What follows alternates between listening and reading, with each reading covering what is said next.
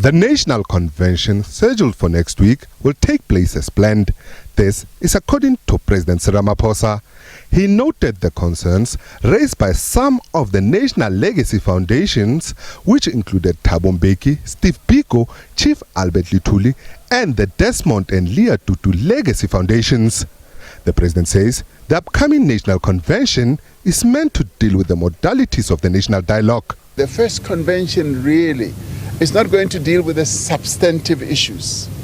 It is going to deal with the process, how the other dialogues are going to happen in various districts in our country, in various wards in our country. So the first convention will then be choosing a steering committee that will take the work forward.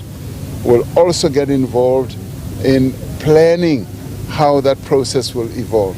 He says, come next Friday, nothing will stand in the way of the planning process for the national dialogue.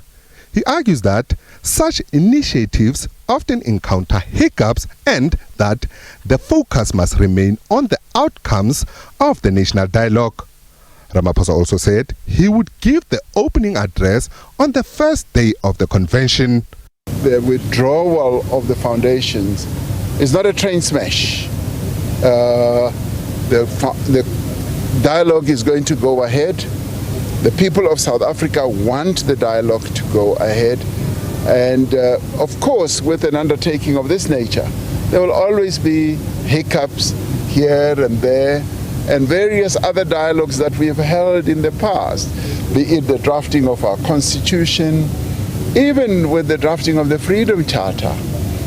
There were some hiccups here and there, but what mattered was the outcome.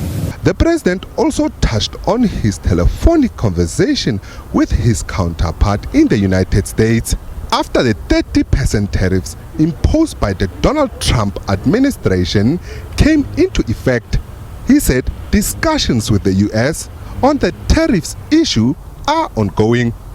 We have to reach a deal one way or another, so we are proceeding with those discussions. Ramaphosa said he also interacted with Russian President Vladimir Putin on the peace process and efforts to end the conflict between Ukraine and Russia. The second call was with President Putin yesterday, who asked to talk to me, to brief me about the peace process and efforts that they are embarking upon. And he did so out of recognition of our involvement in that peace process as part of the African peace mission that went to Kyiv and Moscow.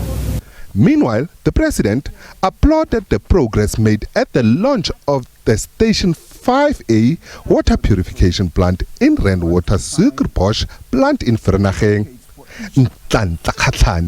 SABC News, Johannesburg.